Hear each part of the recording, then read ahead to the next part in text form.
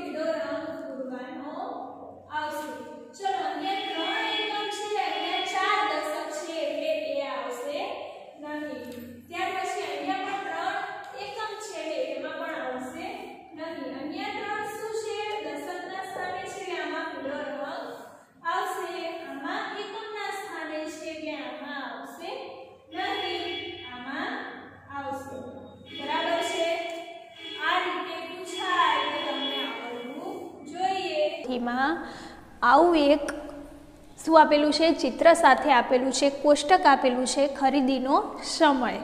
તો તમે ઘણી વખત ખરીદી કરવા જતા હશો, જુદી જુદી કિંમતની જુદી જુદી વસ્તુઓ ખરીદતા હશો.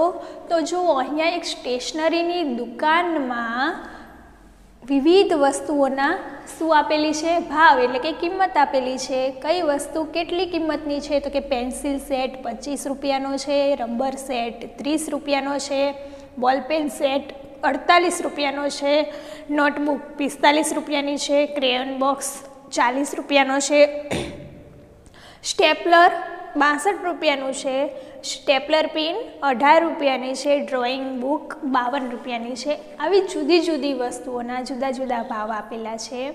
તો અહીંયા આપણે શું કરવાનું છે, તો કે તમને સામે કેટલાક દાખલા આપેલા છે, એટલે કે રકમ આપેલી છે, એના આધારે આ કોષ્ટક પરથી દાખલા ગણવાના છે. બરાબર છે.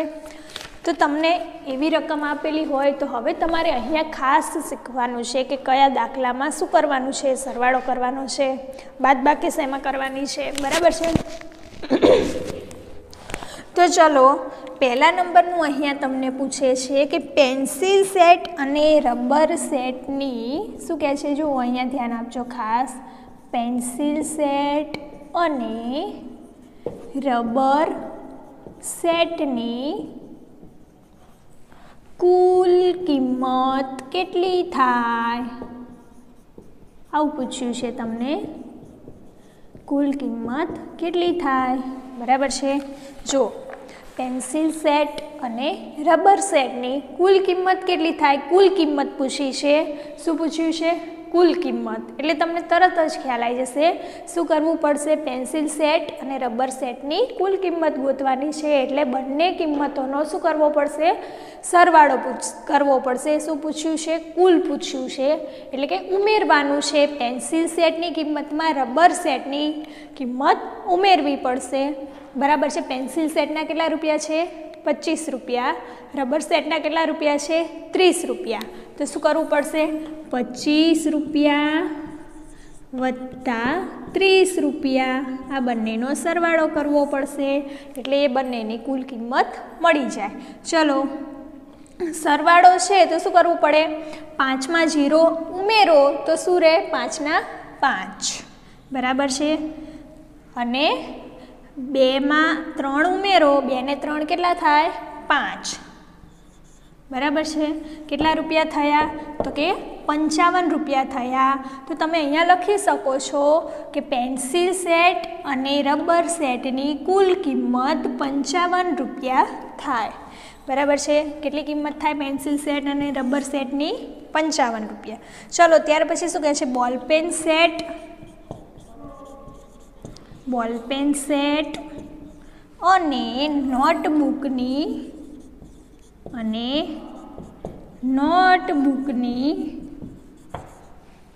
ભેગી કિંમત કેટલી થાય.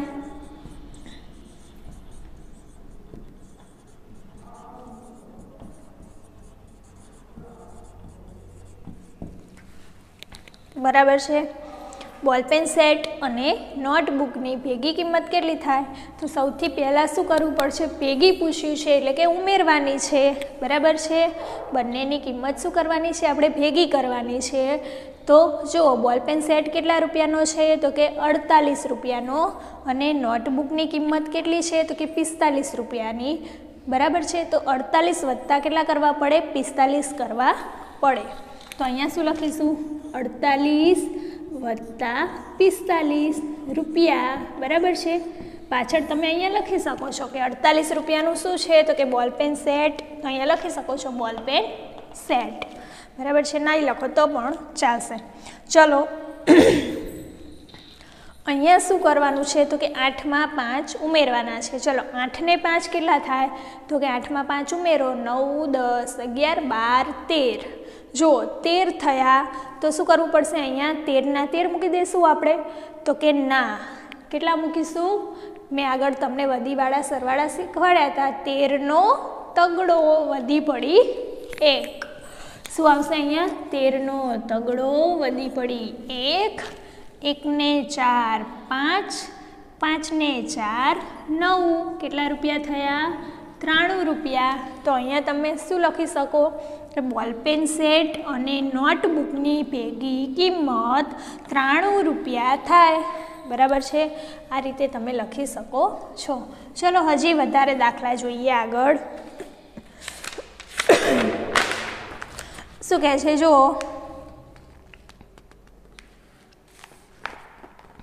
નોટબુક અને ક્રેયોન બોક્સમાંથી ત્રીજા નંબરનું કહે છે નોટબુક અને ક્રેયોન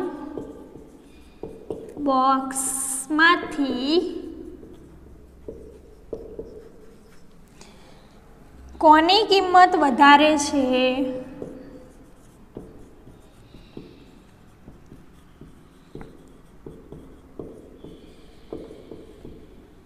કેટલી વધારે?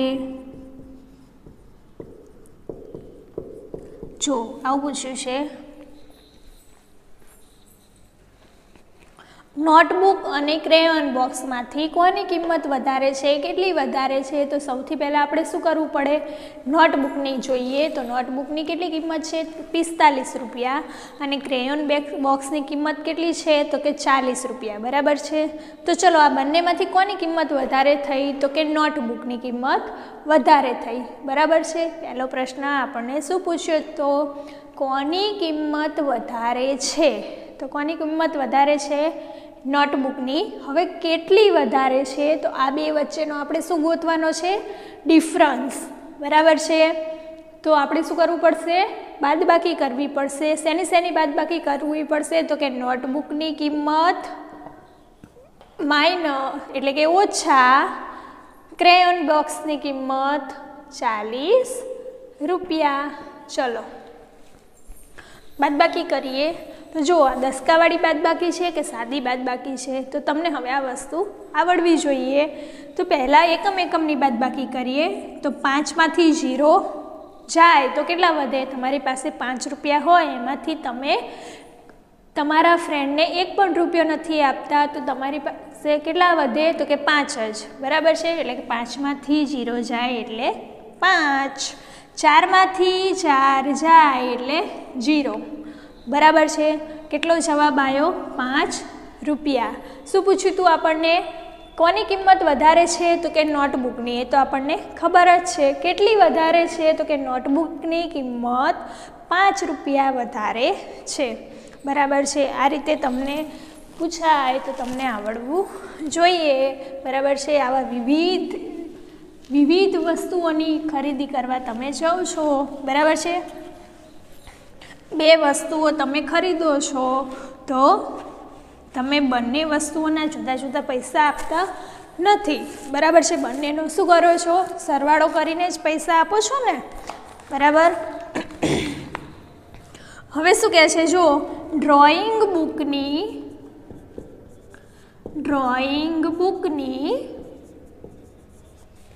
કિંમત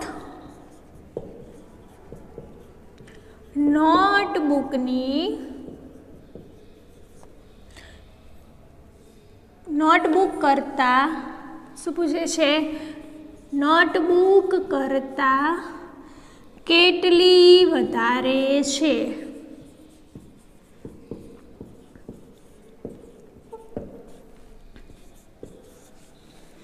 બરાબર છે। ચલો સૌથી પહેલાં શું કીધું છે આપણને? ડ્રોઈંગ બુકની કિંમત નોટબુક કરતાં કેટલી વધારે છે? તો ચલો ડ્રોઈંગ બુકની કિંમત કેટલી છે? તો કે ડ્રોઈંગ બુકની કિંમત છે 52 રૂપિયા અને નોટબુકની કિંમત કેટલી છે? તો કે 45 રૂપિયા, બરાબર છે। તો ડ્રોઈંગ બુકની કિંમત કેટલી વધારે છે આપણે એ ગોતવાનું છે। તો એ બંને વચ્ચેનો શું કરીએ? ડિફરન્સ ગોતીએ, બરાબર છે। તો શું થશે? ડ્રોઈંગ બુકની કિંમત ઓછા શું થશે? નોટબુકની કિંમત, એટલે કે 52 ઓછા 45।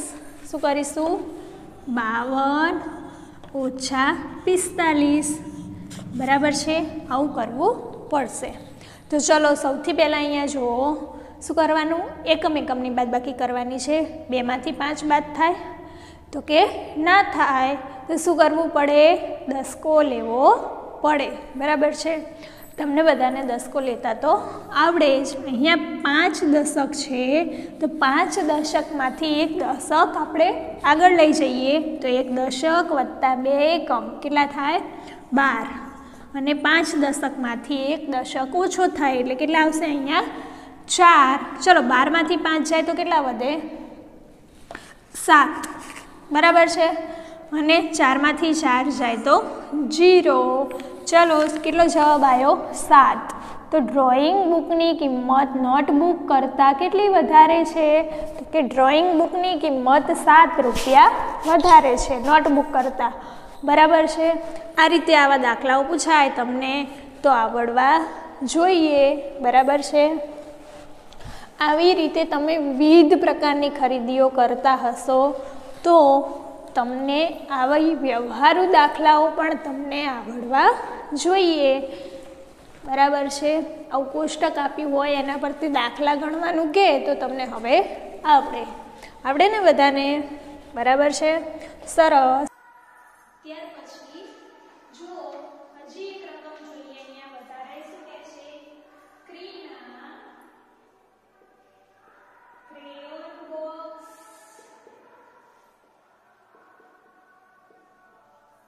અને ડ્રોઈંગ બુક ખરીદે છે.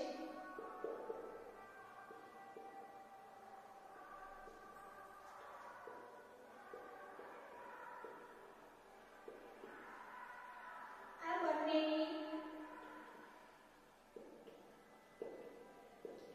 તેણે કેટલી રકમ, બંનેની તેણે કેટલી કિંમત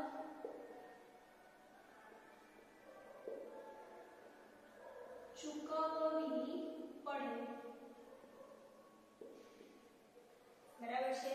આ બંનેની તેણે